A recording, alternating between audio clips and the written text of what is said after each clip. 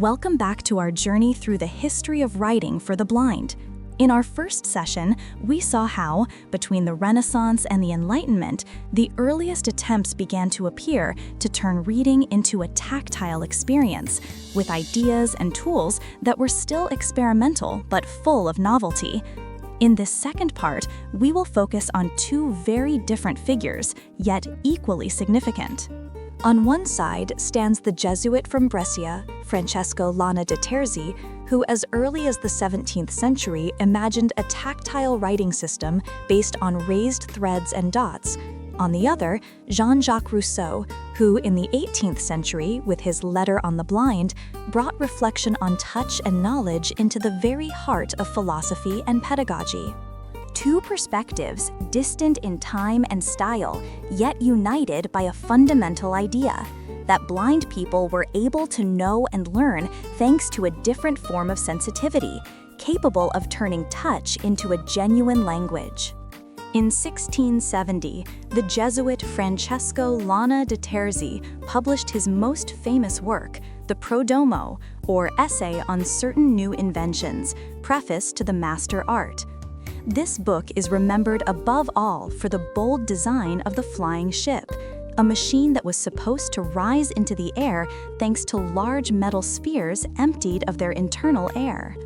However, alongside this pioneering vision in the field of aeronautics, Lana was also interested in a subject that received very little attention at the time: the possibility of giving blind people a writing system readable through touch. The Jesuit began with an observation that was simple yet revolutionary for his time.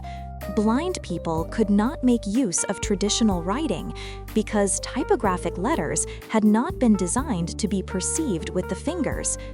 From this came the conviction that it was necessary to invent a completely different system, independent of the visual model, and instead making use of tactile sensitivity.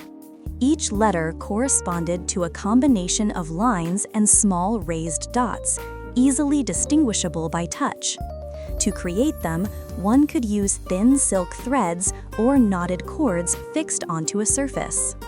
To facilitate the autonomous writing of blind people, Lana also proposed a tablet with guiding threads stretched horizontally, which made it possible to trace the characters while keeping the lines straight.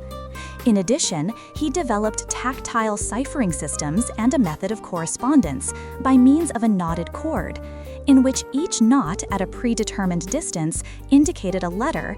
It was possible to send and decipher secret messages.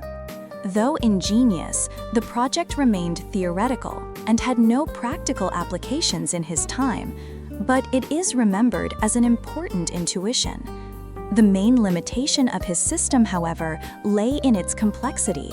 The intertwined threads and linear shapes were not easily recognizable by touch, especially in long sequences.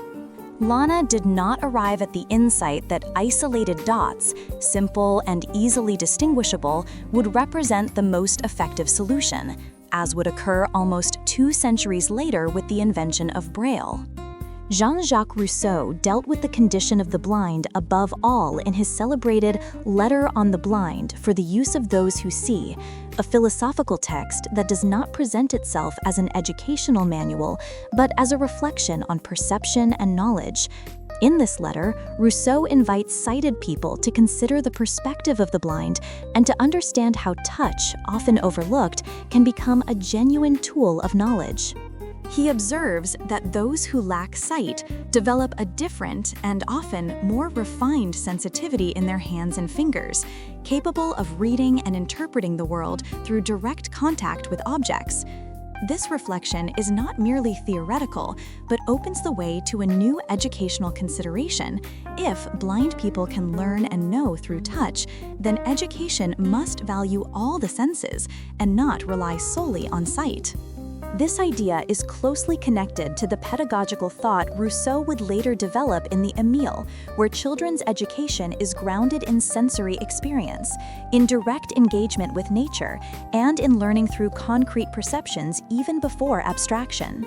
In this sense, his reflection on the blind does not remain an isolated discourse, but is integrated into a broader framework in which the human being is not reduced to a single sense, but is taught to make use of all his faculties.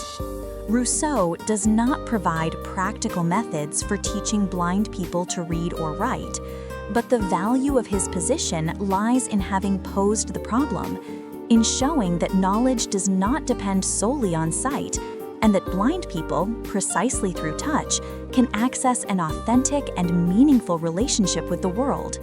His attention, albeit philosophical, contributed to the creation of a cultural climate in which the idea began to mature that the education of blind people was possible, and that their senses, far from being a lesser compensation, constituted fundamental tools for learning, knowing, and participating in social and cultural life.